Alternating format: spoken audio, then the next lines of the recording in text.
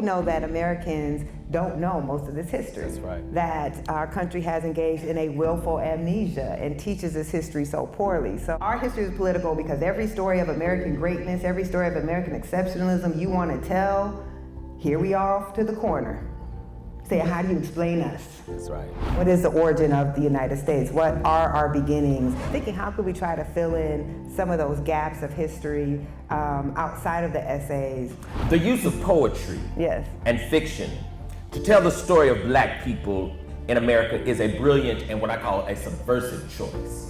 You as a novelist, that speaks to you and your craft. Yes, Mr. Daniel Black delivering a powerful commencement. There is no Daniel Black without Harriet Tubman, without Denmark Vesey. Consider who has the authority to speak for God. Nikole Hannah-Jones is the Pulitzer Prize-winning New York Times reporter who created the 1619 Project. The bestsellers list for so long. Who are the true Americans? Because Black Americans are the only people in the history of the United States for whom it was ever illegal to learn to read and write. Yes. And how we could do that was through fiction, poetry, and prose. One of my favorite sections of this book is when it's talking about the Stono Rebellion. I believe that Black people have a right to every form of resistance that any other human being has the right to. Please join me in welcoming this evening Ms. Nikole Hannah-Jones.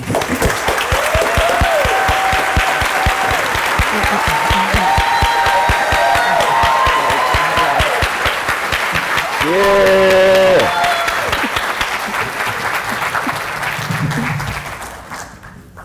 Now, ladies and gentlemen, I just believe that we can do just a little bit better. This is Nikole Hannah-Jones. Come on. That's what I like. Yeah. Absolutely. Thank you. You know, we could be here for hours and hours and hours, but we won't. But I will say that most of you know who have read this book, or even if you perused it, that really the 1619 Project really rights the wrongs of American history. This really positions the correct chronology of things in terms of how history evolved, especially concerning African descended people in this country. And the first question I'm going to ask you, Nikole, is, and I have to tell you I love this, the title itself.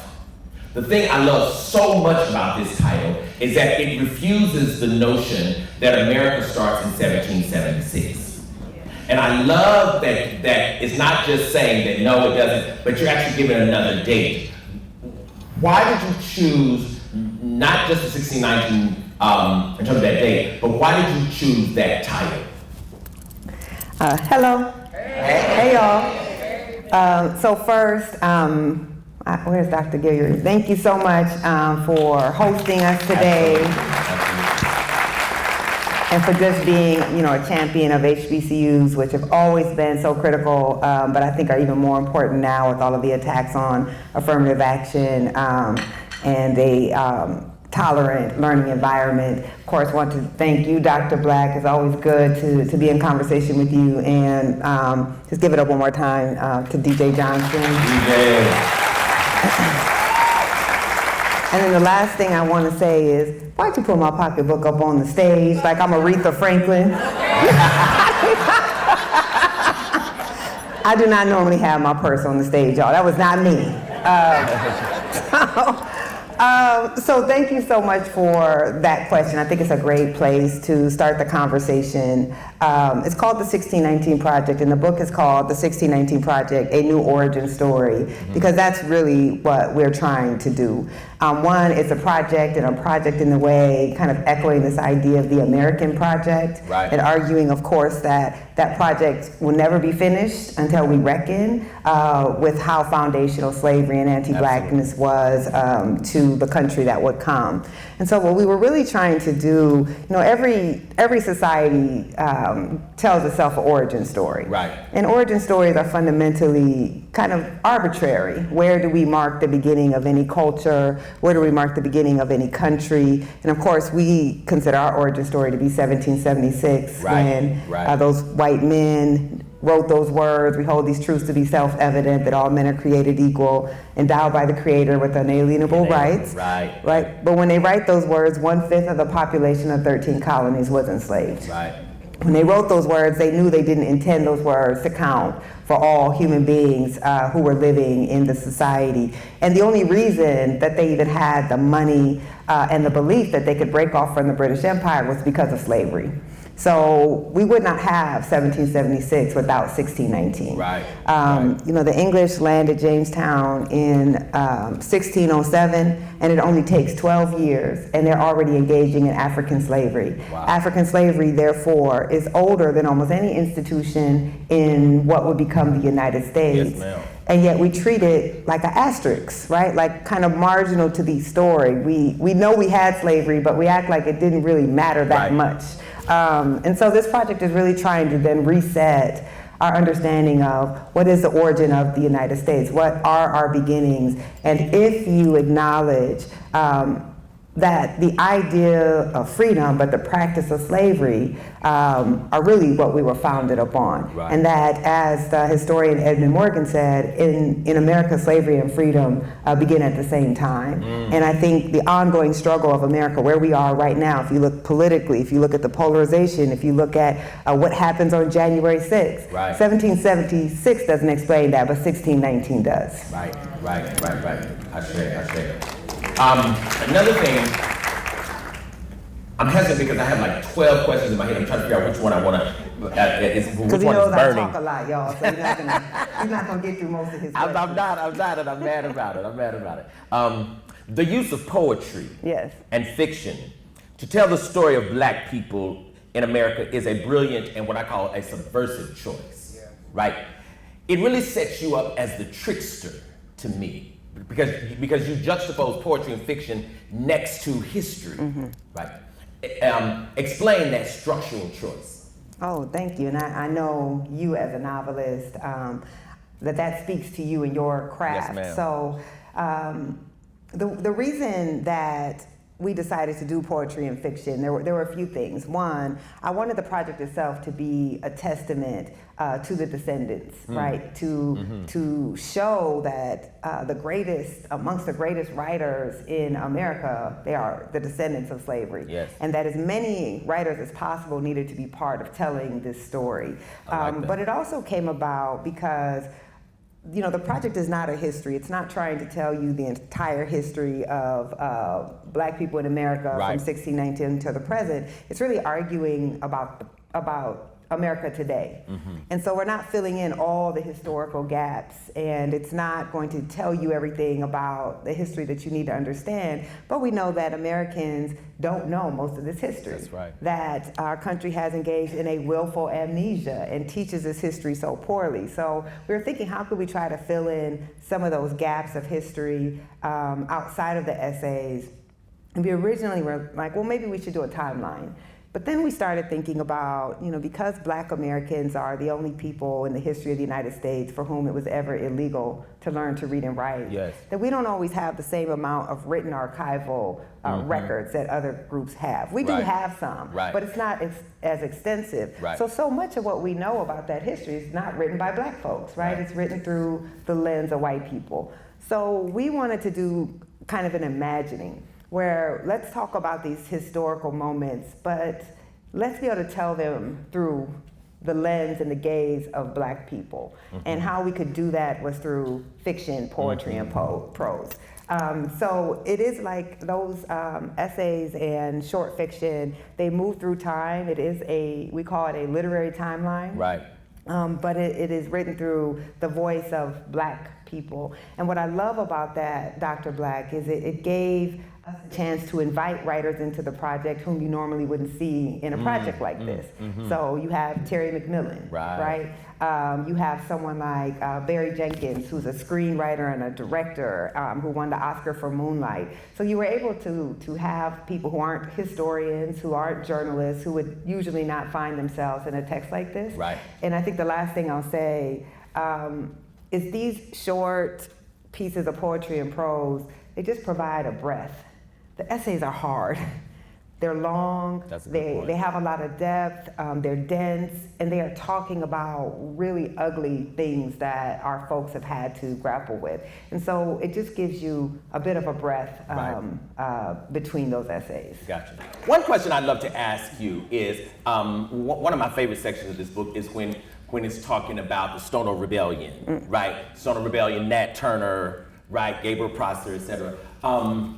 And perhaps not physical violence, of course, but it led me to wonder what forms of rebellion might you sanction today?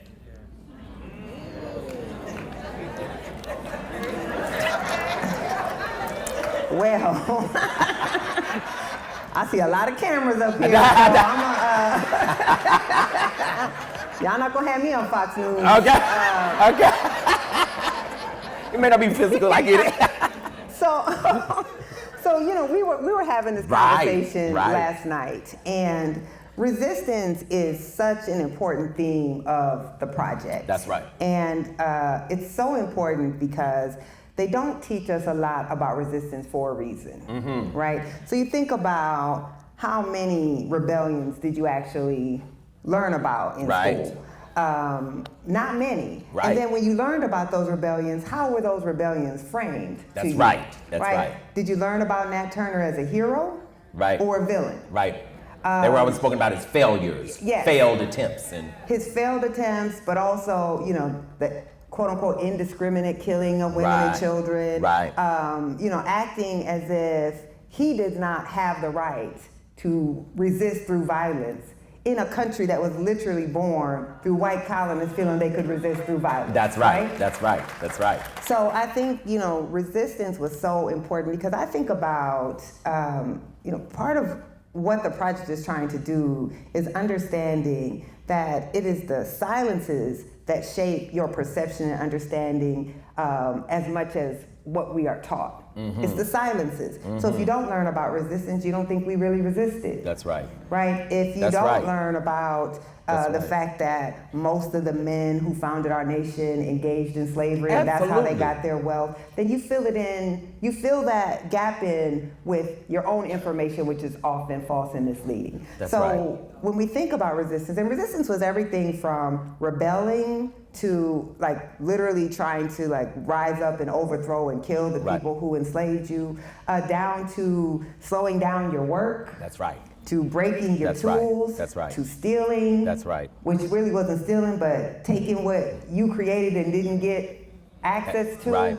That there were so many different forms of resistance. That's right. And That's if good. you understand the resistance, because why don't they teach us about resistance, right? They don't teach us about resistance because if you believe we didn't really resist, then slavery couldn't have been that bad. That's right. Right? That's right. Because if slavery was that bad, wouldn't you always be trying to rise up and fight against it? Wouldn't you always be running away? Of course you would. So if you don't teach resistance, then that's how we get that benign slave owner. That's a great point. That slavery was a benign system that somehow we accepted. Let me help you understand. There's some things that shouldn't need to be said, but we still have to say them. Nobody voluntarily submits to slavery. That's right. Let's be clear. Let me say that one more time, right? Nobody voluntarily submits to slavery. There were no good slave owners because the only way that you can compel people to work for you their entire life and never earn a dollar, to be able to sell their children away from them, to have complete control, is through extreme violence or threat of extreme violence. That's right. That's it. So that's why violence against enslaved people, as you know, was always so public. That's right. Because it was always to send a message. And we see that same use of violence following the end of slavery, right? In lynching, in racial terrorism, in racial massacres, another way to send a message to keep people in line. So we really don't talk a lot about resistance. Right. And so I think that is so critical for us. One, understanding the full humanity of the enslaved. I mean, it's fascinating when you read the. I want to get to your question. No, you're doing great. I'm loving this. It's fascinating when you read kind of the words of the founders, the white founders, and you know these days we're told, well, it's not really fair to judge them by today's standards. Well, one, please help me understand the time when we thought buying and selling people was okay. when compelling people to work in slavery, when raping women and it wasn't a crime, like selling people's children, selling human beings along property. There was never a time where people didn't understand that that was not okay. And how do we know this? Because we can read their words, right? Where they're grappling with their crimes. We can read their words and understand, for instance, when George Washington is saying that the colonists, the white colonists, need to break off from Britain, what he says is, if we don't, they will treat us like we treat our black slaves. So you are understanding, right? There's not that you think what you're doing is okay. In fact, because you have engaged in slavery, you understand what slavery is. And the most used metaphor during the American Revolutionary period was slavery. You see it again and again, where the white colonists are saying the British are treating them like slaves, the British want to enslave them. They are saying that because they know what slavery looks like, because they are practicing slavery against African people, and they don't want to become that. And they are deathly afraid of resistance. Deathly afraid. Absolutely. So when you look at, how many of y'all read the Declaration of Independence? Don't lie. Don't, y'all lying. Yeah. The whole thing? No. Tell me what's in the third stanza. But if you read the original Declaration of, well, if you read the Declaration of Independence is, we tend to think of it as like a liberty document, right? So we talk about that first stanza that I just said, we hold these truths to be self-evident. But if you read it in entirety, what it actually is a succession document. It is a document where the colonists are listing all the crimes that the British have committed against them and why they are deserving to break off, secede, and become their own nation. That's what it is, the listing of the crimes. And the way that they did it back then, so today, like if you read a newspaper, we put the most important news on the top. But back in the colonial era, they put the most important thing at the bottom. They didn't have nothing else to do, so they know you're gonna read the whole thing, unlike now. So the things that were most important, they put at the very bottom, right? And so in the original Declaration, at the very bottom, Thomas Jefferson lists what he considers the worst crime that the English have committed, and that's that they forced the institution of slavery on the white colonists. Y'all remember that part? No? They don't. Okay, so that's because when he puts in there that slavery was a crime forced by the British king against African people who did not deserve it, and he took it back to his white colonist friends, they were like, what the hell? We're not signing this shit. Right? I mean, think about it. You are wanting to found a nation where the wealthiest colonies in the 13 colonies were Virginia and South Carolina, and these were the slave colonies. Virginia was the oldest, the wealthiest, the largest of the colonies, but 40% of the population of Virginia was enslaved. And all these founders, right, we think about, I swear to God I'm gonna answer your question. We think about the mythology of the American Revolution is that the American Revolution is a northern phenomenon, right? That the heart of the revolution is Philadelphia, and it's Boston with the Boston Tea Party. Thomas Jefferson did write the Declaration in Philadelphia, but where was Thomas Jefferson from? What was Thomas Jefferson's job? Slave. Yeah. He what? That was his job, y'all, right? So we're told that he was a planter. This was a euphemism. So we engage in a lot of euphemism to avoid the horrors of our history, but Thomas Jefferson didn't plant anything. He forced other human beings through torture and violence to plant for him, which gives him the money and the time to read all these books about Enlightenment ideas and to craft these words. But he was a Virginian who owned more than 200 people when he wrote those words of freedom. So when he writes these words about the greatest crime is slavery, and he takes it to the colonists understand that they can't start a new nation without slavery, because financially they need slavery. And so they strike that passage. And instead, the only mention about slavery in the Declaration is about insurrections. So the crime that Thomas Jefferson writes about is that the British are stoking insurrection amongst the enslaved. Right? So they are telling enslaved people, fight on our side and we will free you. And the colonists are saying, fight on our side, and then, well, that's all we're gonna do for you is let you fight, right? They didn't promise freedom, and so most black people in the Revolutionary War fought on the side of the British. So I say that to say these fears of insurrection, these fears of rebellion were happening because black folks were constantly rebelling. Yes. And they weren't just sitting back, watching the way to see what are these white folks gonna do in this war. They were like, this is an opportunity for us because we're loyal to freedom. Yes. And so they were running away, they were plotting constantly. And the odds, you have to think about, we were never more than 20% of the population. So the odds of us being able to successfully rebel were almost none. You were outnumbered. Right. And yet we still did it. Absolutely. Constantly. Absolutely. So that moves me to the present question. This is what I'll say. Okay. Carefully. I believe that black people have a right to every form of resistance that any other human being has the right to. Yes, ma'am. I will not call for violence. Yes, ma'am. But I also don't ever put anything off the table depending on what do you need to resist. Yes, yes. And we understand this, right? We are supporting 2 wars right now. Right. With American tax dollars and American armaments, because we understand that people have a right to defend themselves. Right. So I think that we have to be resisting in any way that we feel the times call for us to resist. I think the way that we resist now, I mean, you again, think about language. So during the George Floyd protests, were those riots or were those rebellions? Yes, yes, yes, yes. That's good. What language we choose determines how we think about these things, how we think about the morality of the protests, how we think about the ethics of them, if it's right or not, and what type of force should we use against people who are engaging in protest.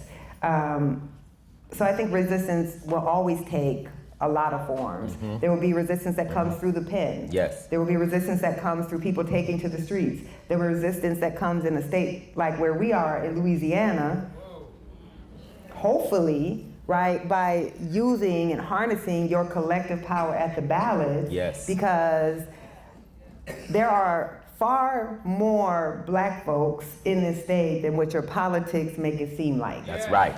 That's right. Right? So it's resisting in having the courage, Dr. Geary, to hold this conversation. That's right. Right? When a lot of places will not, because this book is being banned, because they are deeming our history to be controversial. They are telling our kids, you can't learn AP Black history, but you can learn AP European history, AP Asian history, American history. Right. So we have to resist across the full spectrum. Absolutely. I don't believe, we can think about violence, and the reason that violence won't usually work for us is we're 13% of the population. Yes. Right? So. And they seem to enjoy killing us. We're not going to win through violence alone, but I also think we don't have to just allow ourselves to be brutalized and always turn the other cheek either. Gotcha. Don't put that up, y'all. I've been, this is my 30th year of faculty at Clark Atlanta University, right? And wow. And every semester, inevitably, some student comes to my class and starts asking me questions about the Declaration of Independence and our founding fathers. And I always correct that, right? Because that's just not my daddy who did that. And I think that kind of correction is very important, because if not, I think it's sort of what you were alluding to a moment ago. Subconsciously, without a certain level of self-love, our children want to claim some people and give credence to some folks, right? But really, right, as you were saying, our mothers and fathers, they were in the room. Yeah. They just weren't at the table, right? And I wanted to ask you, what do you think has been ultimately, even now, the fallout, the outcome, or where you see the outcome of Black children who still have not yet fallen in love with themselves? Ooh, Lord, I need some bourbon on the stage. Now, you said you were going to give me something, too, and all I have up here is water in my pocketbook. So, you know, that's such an important question. I actually want to go, of course I am. I'm going to answer your question, but I'm going to say what I want to say first. That's right, do it, sister. So, you know, when you think about what you just said, I really do think that this is the most radical power of the 1619 Project. As you know, the 1619 Project isn't creating new history. Right. It's based on decades and decades of scholarship. What it did do, though, is popularize that history for a regular common reader. Yes, ma'am. Right? Someone who's not necessarily reading dense history books, someone who's not taking history courses at a collegiate institution, but just a regular person who needs to understand this history because we've all been collectively lied to. That's right. Right? We've all been taught the history of a country that has never existed. That's right. And that history does not explain our society. That's good. Learning that history actually renders us incapable of understanding how do we go from the first black president to a white nationalist? How after everything that we've seen, right, can the election be neck and neck right now? The history of 1776 of American exceptionalism does not explain that. But if you teach a more accurate history that lays at the foundation slavery and anti-blackness, then all of a sudden things start to make sense of how we got here. And so I think what has led people to attack the project so much is that we try to fundamentally reorient who we consider the heroes of the American project, right? To actually say, you guys call those men the founders because they wrote the ideas, but who actually manifested those ideas? Absolutely. Who actually had to fight against their own countrymen and countrywomen to make this country a democracy? Absolutely. That is the work of black folks. Absolutely. And even us thinking about the Declaration as a liberty document, that comes from black folks. Absolutely. So black folks read those words, we hold these truths to be self-evident, and they say, you can't say those words and keep us in chains. That's right. That's They right. call out that hypocrisy. That's right. And they say, actually, the America that this document commands is an America that ends slavery. And they fight, of course, right? So we're taught, who are we taught are the abolitionists, not black folks. That's right. That's right. But how? How can you imagine that it's not the people who were enslaved who begin abolition, but it's the people who introduced slavery who begin abolition? Isn't that crazy? It doesn't make sense, It doesn't. right? So what we're trying to do is really say the greatest democratizing force in this country has been black folks. That's right. Period. That's right. And that when we say who our founders are, we're actually denying that the true founders were not the men who, because of our labor, who because of our intellect, who because of our belief in universal humanity, right, were able to write those words, but the people who are willing to actually die in this country to make them true for all people. And I think that's what we have to do when we think about the American project. Yes, and that's what made it so dangerous. That's is right. to recenter the universe around the orbit of black Americans who have always had the most expansive vision of what this country could be, of what freedom looks like. I mean, you think about how you're taught about the civil rights movement. We're taught that that's a black rights movement. The civil rights movement is a democracy movement. That's right. It is not just for black folks. That's right. There's not a single law passed out of the struggle of black resistance that only helped black folks. If you read the laws, they end discrimination against people based on their nationality, based on their race, based on their gender, based on their disability status. When gay Americans go to the Supreme Court and they argue that they have a constitutional right to marry, they use the Equal Protection Clause of the 14th Amendment, which comes out of the Colored People's Convention. That's right. That's right. We are the ones that put universal equality into the law. And then that is where everyone gains their right to sue and say that we have to be treated equally. That's right. But we don't get the credit for that. That's right. So it's very problematic to be a black child. I mean, I talk about this in the preface to the book. Being a black child and believing that you come from people who have accomplished nothing. Believing that your people did not do anything to shape the country that we built. We know that we picked cotton. So they only won. They treat that as if we were just brute laborers. That's right. As if we did not have intellect, as if we were not inventing things, as if we were not writing things, as if we were not creating culture on top of the wealth that we were creating. But bigger than that, a true vision for humanity. And so that absence, again, then is shaping. Absolutely. So I remember, when you're a kid, you think that your teachers are going to teach you what's most important, that your textbooks are going to talk about what's most important. Then when you go to a museum, they're going to show you the people who are most important, right? And you don't see nobody like you. Right. And so what that tells you is your people haven't done anything important. That's right. Because if they had, surely, it wouldn't just be 5 people during Black History Month. That's right. That surely I would be all throughout this history book. That's right. That streets would be named after Black folks. That when I went to a museum, they would talk about what Black people have contributed. And so that absence is shaping your perception that we really haven't done much. Right. And then you start to believe what the society tells you about yourself. Absolutely. And that is so harmful. When you are white in this society, I don't think you can understand how harmful it is to grow up in a society and never see any vision of yourself as a people who have accomplished anything of worth. Unbelievable. So you internalize white supremacy. Yeah. We start to believe the things they say about us. Because we feel in our gut it's kind of not right, but we don't have the data to push back. That's right. We can't list, well, actually, we invented this, and this. Actually, we were the ones who fought for democracy. Actually, when you talk about the greatest generation, and we all know what image, right? It's Saving Private Ryan. Okay, but Private Ryan was fighting in a Jim Crow military. Black folks were going and freeing and liberating white people abroad, and then coming home, and Private Ryan was lynching them for wearing a uniform. Right.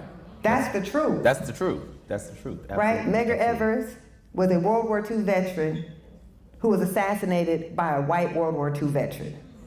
You have to tell that whole story. thing. And once you start to tell that story, then your self-concept changes. That's right.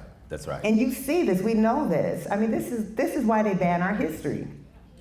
They ban our history because Black history, by definition, is political.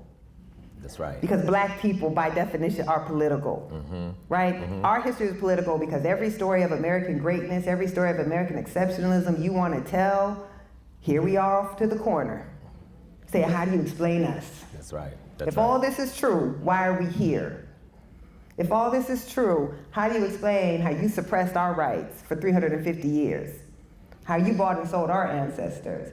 How you claim to be democratizing Europe, but denying violently democracy for Black people here. So we're the most inconvenient people to the story of American exceptionalism. Right. So they want to ban our history because we give lie, right? We reveal the lie of this country. Right. And we are heroes of that story. So what the research shows is that when you teach Black children Black history, they do better academically. Absolutely. This is not shocking. That's right. It's right. Right? If you see yourself in the story, then you have a powerful sense of who you are. Sure. And I know, this is why they ban our history, because once I got a little taste of Black history, I became incorrigible as a student. I was challenging everything, right? Listen. I would go up in social studies like, where are we? Why aren't you talking about this? What about this, right? And so all of a sudden, you don't just accept the narrative that they give you, and you start to challenge it. Right. And you start to have an understanding. So because of this class I took at 15 years old with a Black educator named Mr. Ray Dow, where he introduced me to Before the Mayflower by Lerone Bennett, and the year 1619, I became the child who would go on to create 1619 Project. Wow. If I don't get that class, I don't create this project. That's right. And so they want to ban the class because they don't want more of us. That's right. They don't want more Dr. Blacks. They don't want more Nikole Hannah-Joneses. Right. They don't That's right. want people who can help our children know that there is nothing wrong with Black folks. There's something wrong with our country. That's right. 1954, right? Brown versus Board, right? And most of us in this room are aware that thousands and thousands of Black children were shipped to white schools, right? 1619 Project, of course, covers that. The question I would like to ask you is, what did white children miss by never being under the tutelage of black instruction? That's such that's a powerful and an important question. And I think, we're taught to think about Brown v. Board, of course, as being about the deficiencies in the education of black children. Right. But if you actually read Brown v. Board, if you read the arguments that the NAACP was making, if you look at the oral arguments, which I'm nerdy as hell, so I've read all of it. Are y'all okay? Yeah. Okay. It's okay. We can enjoy ourselves too. I tell a lot of jokes because this is hard, and if I didn't tell a lot of jokes, I'd be up here crying. Right. So I read all the oral arguments, and the NAACP was actually making two arguments. They were making the argument that the segregation was degrading to black Americans in a society built on racial caste, because the segregation wasn't just arguing we should have our own things. It was meant to treat us as inferior, right? It was meant to show that we were less than, and that oftentimes we were getting deprived of the equal amount of resources. For instance, in Georgia, there was a span of about 40 years where there wasn't a single high school in the state. So black folks were paying tax dollars. They were funding high schools for white kids, but their own children didn't have a high school, right?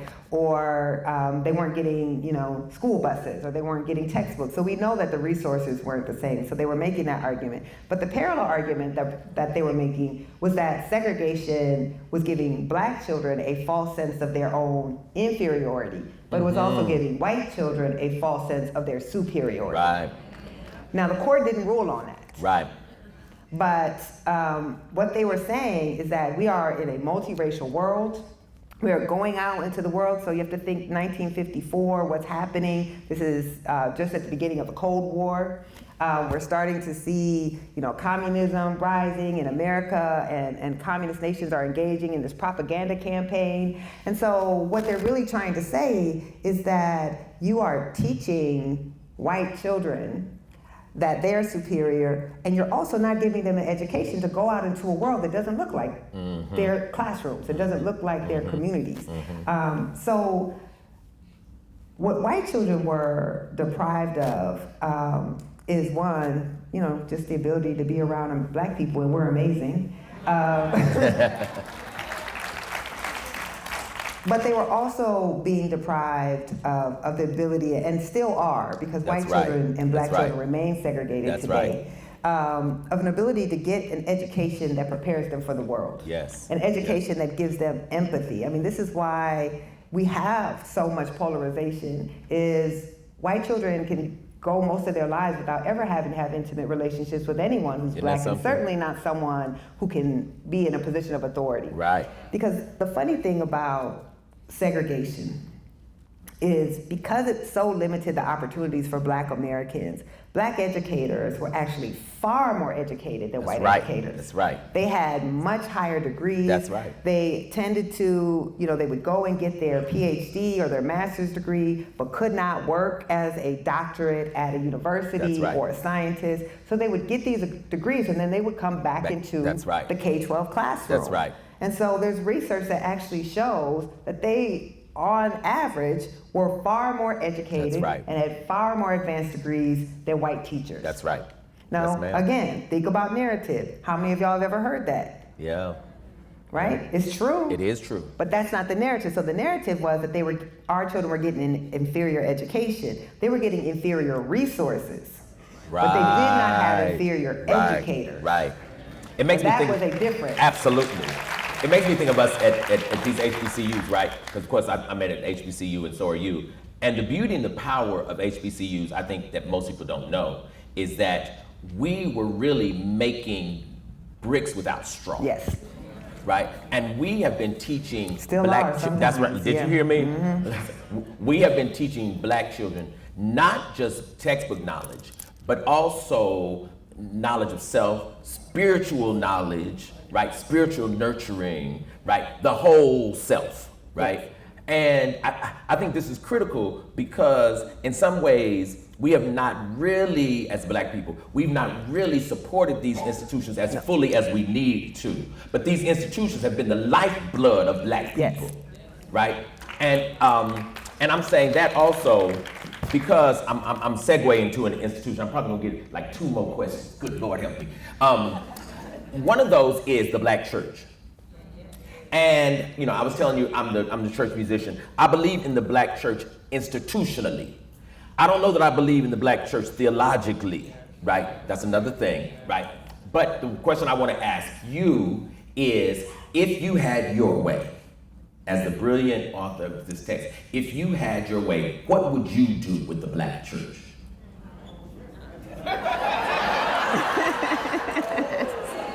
Lord. Now you're trying to get me canceled. I'm gonna get fired.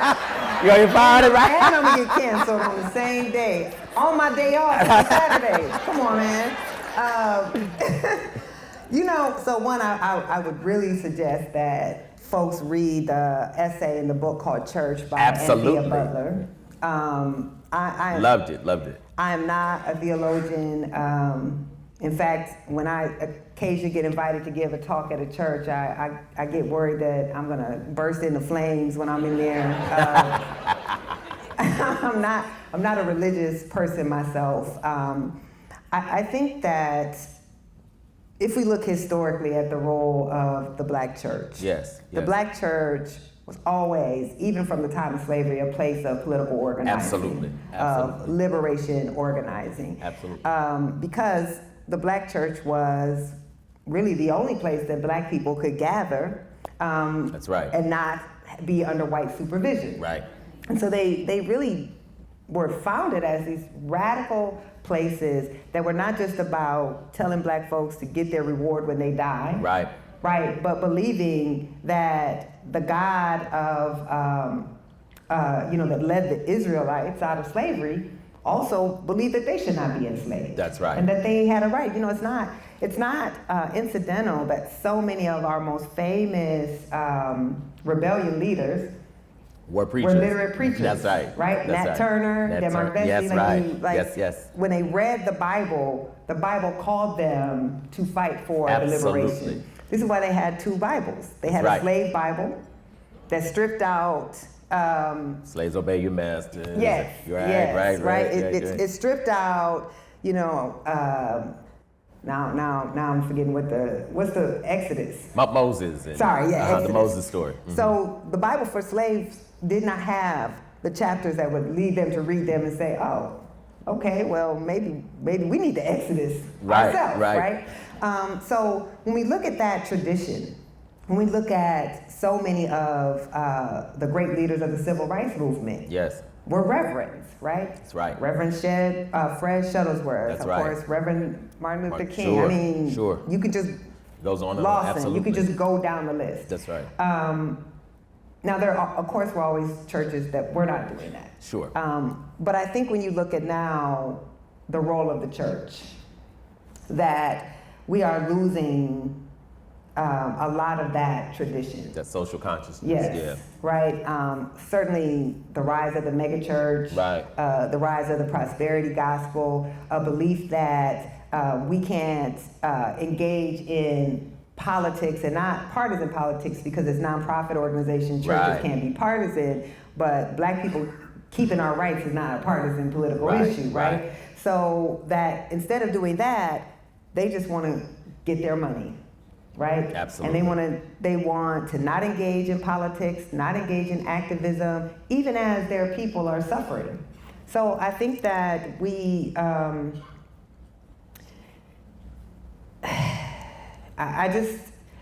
I've been very disappointed. And it's not to say that there are not any pastors and any churches, because certainly there are. Sure. And you know, President Obama came out of that tradition with Reverend Wright and came out of the Black liberation theology. And then what happened? Right.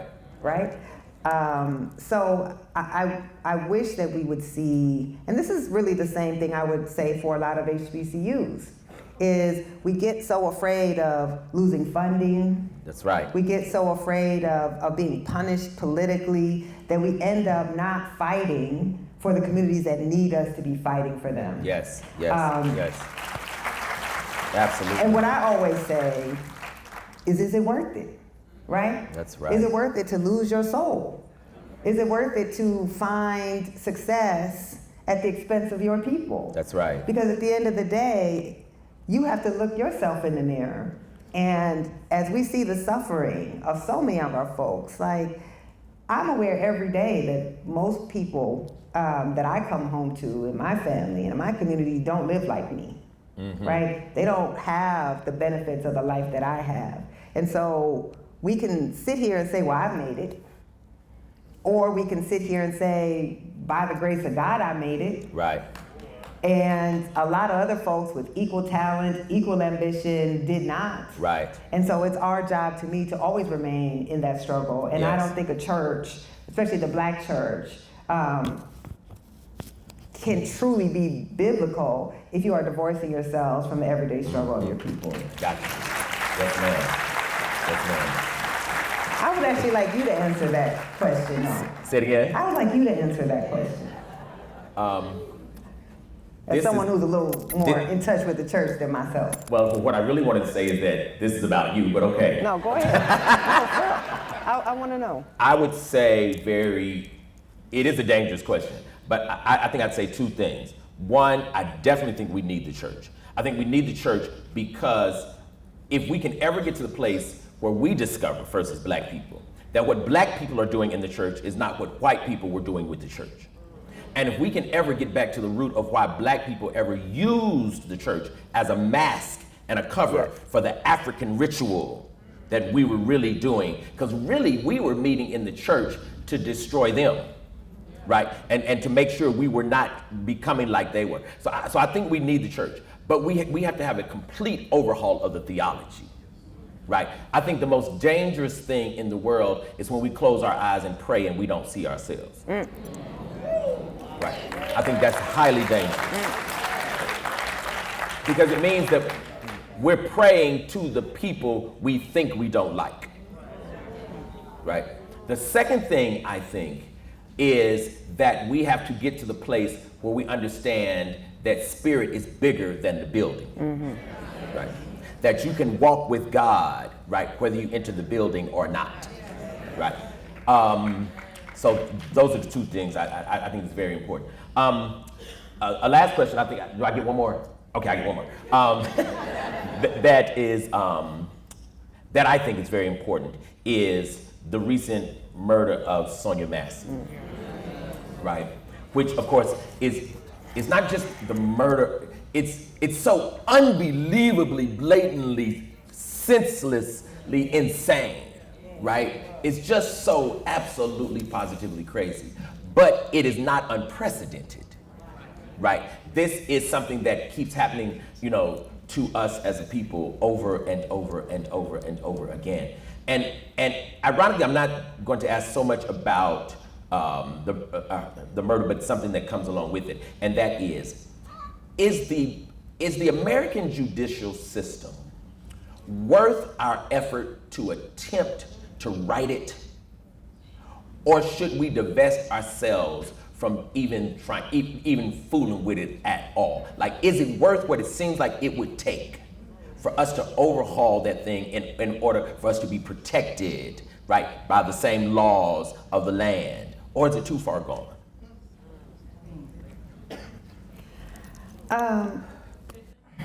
I mean, so... Maybe it's the only choice we got. Yeah, you could ask that question about the American project in general. That's right. Right? Like, is it worth us being invested in it and thinking we can reform it and perfect it and finally force it to live up to its highest ideals? Certainly, we can try to divest from the legal system, but it will not divest from us, right? So as much as we might want to withdraw, it's still going to be impacting us. Right. It's still going to be used. We know, if you read the book, there's 2 chapters. One is on fear, and one talks about how our legal system was set up for that moment. Yes. Right? The fear of, it's called fear, but it's not about Black people's fear of the police or Black people's fear of vigilante justice. It's about the fear that white people have that lead them to be violent against us because they are afraid. Afraid, yeah. And that is going to exist whether we divest or invest in these systems. Good point. So, good point. Yeah. One thing that I understand, we are 13% population in the country that enslaved our ancestors. Right. In the population of, in a country that until 10 years before I was born, committed legal apartheid against us, right? I was born 10 years after the passage of the great civil rights legislation, so a decade before my birth, most of my, father's young adult life. You could discriminate against me and everyone who looks like me just because our ancestors were enslaved in everything, in housing, in education, in employment, in voting legally. Right? So this is our country, which means to be Black in America will be the struggle. That's just the truth. Of the day. Yeah. And there's no sugarcoating it. To be Black in America will be to struggle. Right. And part of that struggle is the continuing struggle to convince enough white folks that the country we have is not the country we have to have. Right. Anything that we're able to obtain, it can only be obtained by convincing enough white folks to join us in the fight. That is an untenable position, but that is the position we are in. So I don't think it's possible to withdraw. I don't think it's possible to cede the fight to make these institutions treat us in our full humanity, because they are going to be engaging with us whether we fight them or not. That's good. And one thing that I understand about Black folks is that our very existence is testament, right, to fighting against impossible odds. Yes. To making that which seems impossible manifest. Absolutely. That is what we have done. There's no reason Frederick Douglass in 1855 could have believed that he could see the end of slavery and help bring that about, but he did. There's no reason that Rosa Parks or Fannie Lou Hamer or Reverend Shuttlesworth could believe, right, in 1955 that they could end racial apartheid in the United States, but they did. But a lot of death had to lead to that. A lot of us didn't make it to those moments, but we have to fight these institutions to bring about the country that we all deserve, because what choice do we have? So I don't think we can ever withdraw. I think we're always going to have to be in this struggle and struggling against institutions that were not made for us. Yes, ma'am. Yes, ma'am. Oh, I thought you was ringing the bell. I thought they were going to bring the hook on stage and snatch me off. Don't be scaring me like that. But let me just say, since that's the last question, I always say nobody comes to see me speak to leave feeling inspired. That's not what I do. I don't give inspiration. I don't give hope. We are, no matter who ascends to the White House in November, I'm afraid we are in for some very dark days. There's going to be a continuing struggle, but one thing we know is nothing is inevitable. That the country we have is going to be the country that we choose to have. That's right. And that even if we feel like we don't have power, we do. Because if they didn't think that we didn't have power, they wouldn't be working so hard to keep us down. That's right. He's sitting up like, don't keep going, end it there. We have time for just a couple of questions. There's a mic here on the right, there's a mic here on the left, maybe 2 or 3 people. I'm going to ask that you keep your question to 1 sentence. I'm going to give you about 30 seconds now to conceive of 1 sentence. Your question should be 1 sentence. When you step to the mic, we're going to hear a subject and a verb. You might have a modifier or 2 in there, right? We want 1 sentence that the great doctor here can, and I'm not saying doctor just because of the notion of education. I'm saying doctor because of what she's doing to heal us. Yeah. Right? And I love her for this. Right? I'll call upon you, and And then we'll move. If anybody wants to come over here, you can. There's another mic there, my brother. Can you tell us how your reimagining of the affirmative action, of the use of affirmative action can be, how do you think it can be put into practice, given the dynamics that we have in the country? Brother, you fought hard for that sentence. I love you for it. Thank you for that question. That's a whole lecture It is, that's in a itself. whole, yes. And we don't have a lot of time, so I'm gonna say two things quickly. I just wrote a 10,000 word cover story on this in the New York Times Magazine. Read it or listen to it, 'cause it is long. But yeah, so basically what I'm arguing is we have allowed conservatives and even some progressives who think they're on our side to really co-opt the language of racial justice, to co-opt the language of color blindness and use it against us, of equality and use it against us, in a way that cements racial disadvantage and doesn't allow us to do any race-specific programs to actually help black people get over 350 years of race-specific policy. So what I'm arguing is a reclamation of not thinking about affirmative action as being about some diversity program. Affirmative action was a racial justice program that was designed to affirmatively help black people who had been affirmatively held back by our society.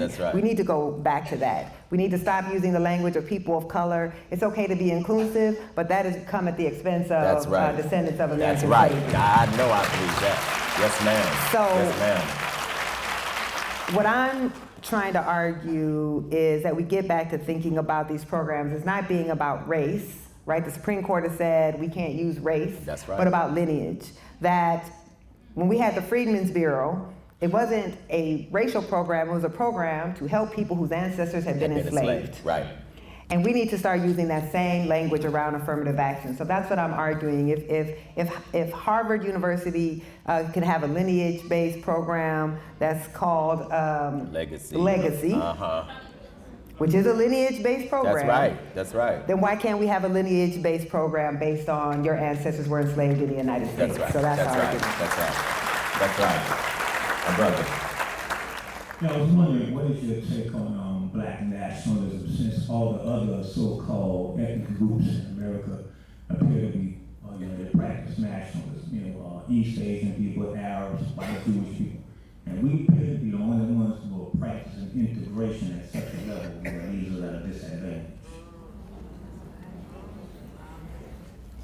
I mean, I don't think it's true that we don't practice nationalism. We're at a black institution right now, right? Supporting a black book by a black bookstore. And I also don't tend to find it useful when we make negative comparisons of black folks to other racial groups. Other racial groups don't have it more together than we do. They really don't. They've had a very different experience than we have. Yeah.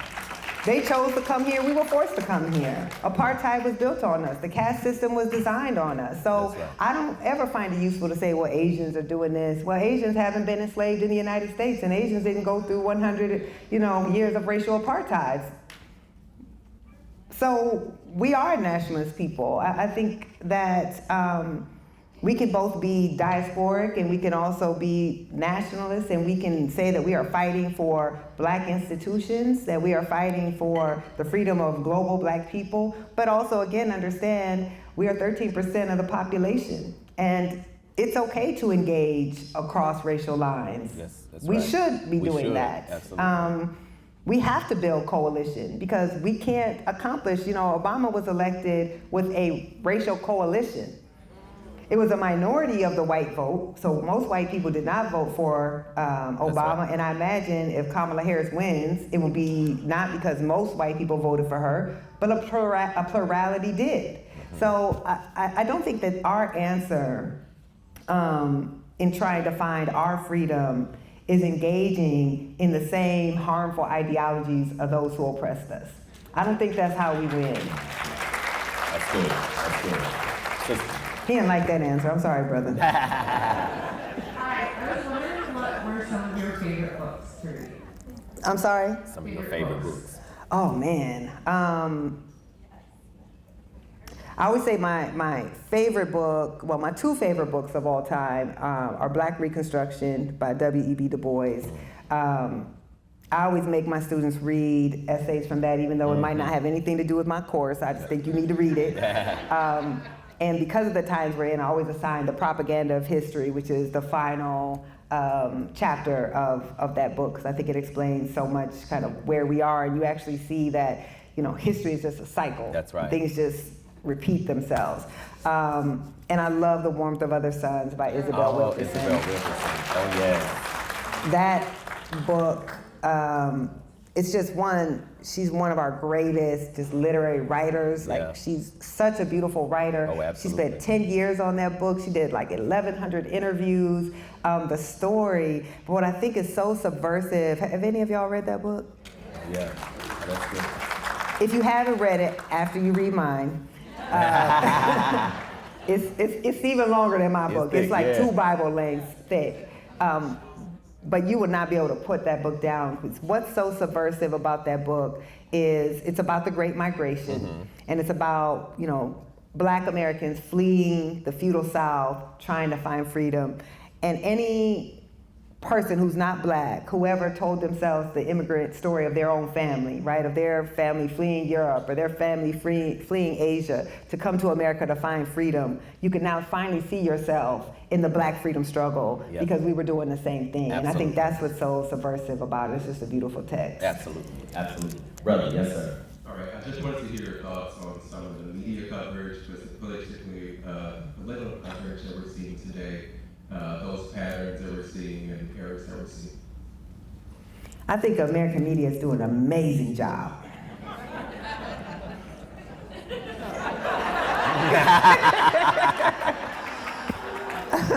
The people are like, wait a minute. We liked you up to this point. No, I mean, if you follow me on Twitter, you know I'm spending way too much time on there trying to call out our profession for its continuing failures to properly report on the moment that we're in. You know, we have this false notion that journalism has to be balanced. That's a even good though point. That's good. We have an imbalance in our political system. Right. So balance actually means we're not telling the truth. That's right. That we're not giving the proper information. That's right. And so often, you know, we have not to this day figured out how to cover Trump. We don't know how to cover someone who lies constantly. Who won't adhere to any political norms, against a guy who is normal. That's right. And it's not saying you don't critique the other administration. Right. You do. That's our job. But you cannot equate these two things. That's so right. I think that we are failing in this moment, and we failed to the detriment of our country. So when I went to Howard, I founded, that was in 2021, and I founded the Center for Journalism and Democracy precisely because I felt that mainstream media was failing our democracy in that moment. Yes. Right? Yes. Our founders were deeply problematic, but one thing they got right was understanding a free society must have a free press. That you have to have an educated population if we are going to pick our leaders. Yes. And when you don't have an educated population, That's right. you get Trump. That's right. Right? That's right. That's right. And I don't mean educated as if, you know, the way we have caricatured the Trump supporter, because they are not, you know, poor white people in Appalachia. These are billionaires, right? These are highly educated people. Yeah, absolutely.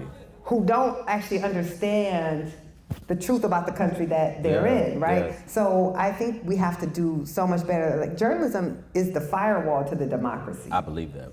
Absolutely. And we don't feel that we can be explicitly pro-democracy, right? I argue that our journalism has to work on behalf of democracy. Yeah. How can you be neutral on democracy when if you don't have democracy, you can't function as a free press? Absolutely. So yeah, we're not doing well, and the easiest way to understand it is all you have to do is look at what does the political press look like. Are they people who have a family history of being denied the ability to vote? Right. Are they people who have a family history of being oppressed by the society, of a society where things don't always work out? So I think so many of our political press, they actually think everything is going to be okay. So for them, it's kind of just interesting. It's horse race politics. They like the back and forth. Trump is an interesting person to to cover. But for us, we know people are going to lose their lives. Their lives. People are going to suffer. There is Absolutely. going to be harm and hell to pay. And so we cover it as Black political reporters in a very different way, but there are not very many of us who are covering this. Yes. So I really am hearkening, to the Black press, the traditions of the Black press that could never pretend to be neutral. How are you neutral in a society that's killing you and denying you your rights? That we do have a point of view, and our point of view is we believe in equality, we believe in democracy, we don't think authoritarians should lead the United States of America. We do think that having 34 felonies should be disqualifying of the office. Right. One. Yeah. I mean, the last thing I'll say, just think about that. Just 2 weeks ago, the state Supreme Court of Mississippi upheld a law that was passed right at the end of slavery that permanently disenfranchises people for having a felony. Only certain felonies. And it was literally created around the time of Reconstruction to disenfranchise Black folks. It was explicit. That law is still on the books. It is still disenfranchising Black folks for life for committing a felony. And that state Supreme Court said that is constitutional. Wow. So if I commit one felony, I can't vote. But if I commit 34, I can be president of the United States. Yes. Make it make sense. Yes. Well, your skin got to be a different color. But I was talking to the brother Michael this morning, and I think we were talking about a really powerful point, and that is when our ancestors were fighting and dying to learn to read, right? What they meant and what they hoped for us by way of acquiring knowledge, I don't know that they meant degrees. I don't know if they meant that we need you to to be able to have a degree. I think they meant something in terms of the ability to think and the ability to see God or bring God to places where ain't no God, And I love how you said that in an uneducated populace, you gonna get a Trump. And I think that's enormously, and that's really what they discovered too. Yes. Yeah. Come on, brother. And you have to forgive me. We have time for one more question. We gotta get this young lady too. Oh, she was there too. Oh, I'm going rogue. Who gonna tell me no? Well, nobody. All right. Nobody. Go ahead, brother. So most people in this room have several friends on social media who are staunch Trump Republican supporters. Do we? I don't. But okay, brother. Welcome to Louisiana. Now, brother, that's a comma right there. That's a comma. Okay. No, that was a clause. So, and if we spend 1 hour a day just commenting on the false stuff that they're putting on social media, we just lost an hour a day. You multiply in this room, we just lost 500 hours in one day. Okay. Do we unfriend or friend those people and walk away? Go ahead. Don't ask me to answer that. I can't give you relationship advice. I'm not Ayanla. I cannot fix your life or your crazy friends. Yes, call him crazy. But so I think we all have to decide what is the best use of our time in this moment. One thing that I have come to understand about not just conservatives, but I'm speaking specifically about MAGA. They are impervious to facts. They don't care what the facts or the research is. Don't care. That's it. You can don't give know. them. They can make an argument, and you can say, "Let me give you the document. Let me show you every bit of research." They don't care. I'm not wasting my time on people who will not be convinced by logic. So what you do need to do, so I was looking at just some of the elections in Louisiana, and I was looking at turnout. Right? And I'm thinking to myself, you don't need to worry about the MAGA. You need to worry about the people who actually support the things that you care about, who don't engage in the political process. That's right. Because I don't even think it's 10%. And really, it's y'all men that really need to get it together, because That's right. black women are not playing with Trump. And honestly, most black men aren't either, right? So the two highest groups who vote against Trump are black women and black men. So let's be real. So let's not worry about that tiny percentage. That's right. That will not be engaged with logic, reason, that's not voting for their community like that. What can you say to somebody at this point in the game that will still support that man? That's right. Nothing. Spend your effort helping organize the folks who feel disenfranchised, who feel disenchanted, who feel apathetic, That's right. to go out and That's make right. their voice heard. Because truthfully, yes, presidential elections matter. But what impacts the people in this room's lives on a day-to-day basis are your local and your state elections. That's right. Work on that. That's right. Come on, sister. I would unfriend them though, because you can't bring I that said, shit in my timeline. I love it. That's what I was waiting on. Don't bring that shit in my timeline. That's right. I can't, no. Hi. How you doing? One of the most intriguing parts. Are you a student? Not here. That's okay. Tell us who you are. My name is Chloe Woods. I'm a student at Hobart William Smith, which is a college in New York. But my sister is an HBCU student. Yes. That's okay, baby. You don't have to be HBCU. We love you and want you to get your That's education. I You don't have to apologize. I just knew what money was. But one of the most intriguing parts about the Black experience and Black legacy in particular to me is this idea of creating Black wealth and what that looks like for Black people to obtain economic independence, and specifically within the realm of creating our own infrastructure and institutions. What do you think that looks like leading into potentially a new world with the election? We don't know, what the political and economic climate of the world will be in the next 10 years. What do you think Black people as a community should do to prepare ourselves for that uncertainty and arming ourselves by building community within each other for, economic impact?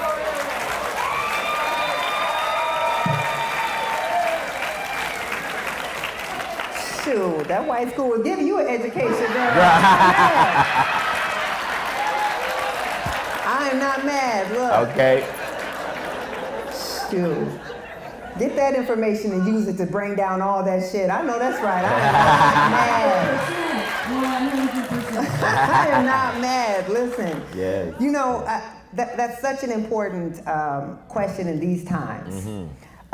And why it's so important is, when I was your age, where are you from? Here, I'm from Baton Rouge. Okay.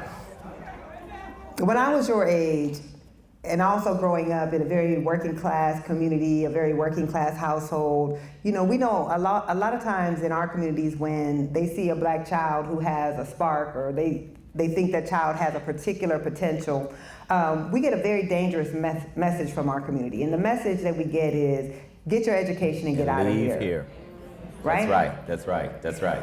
We're told, go, and to be successful, you have to leave your people behind. That's right. And so we do it, right? And we go into white schools, we go into white organizations, we go into white institutions, and then we spend the whole time talking about how bad they treat us, how unhappy we are, how they won't let us to do the things that we want to do, right? How they don't respect our intellect, they don't respect what we offer. And so I think what we know in these times is we have to come home. That we can't be the people who define success That's right. by leaving the rest of our folks behind, right?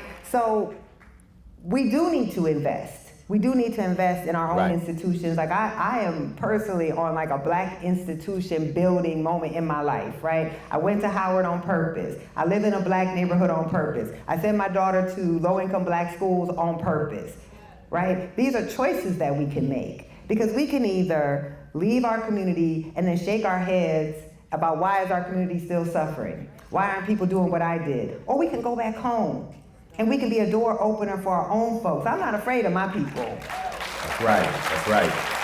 So I think that's so critical. But I also say capitalism, even black capitalism, will not save us. That's right. That's right. Wealth is important, but I believe in communal wealth. That's right. Because what we believe is, I see these shirts, we need more black billionaires. No, we don't. They need to pay taxes too. That's right. We need those folks to build our own institutions, because what tends to happen with black billionaires is they want to use their money for status.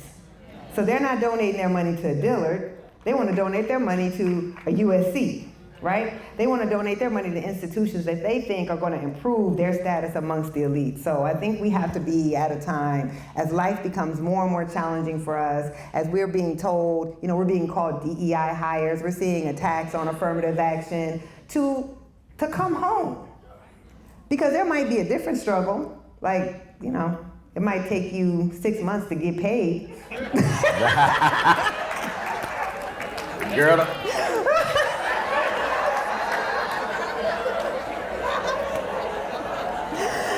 But not a Dillard. I know that doesn't happen here.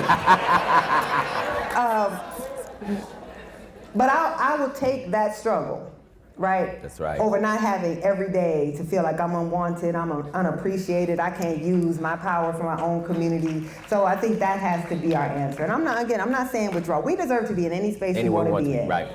If I want to work at the New York Times, I deserve to work at the New York Times. Right. But what we have to do is divorce ourselves from the perceived status that we think these elite institutions give us, and realize that the status is actually coming home and building your own.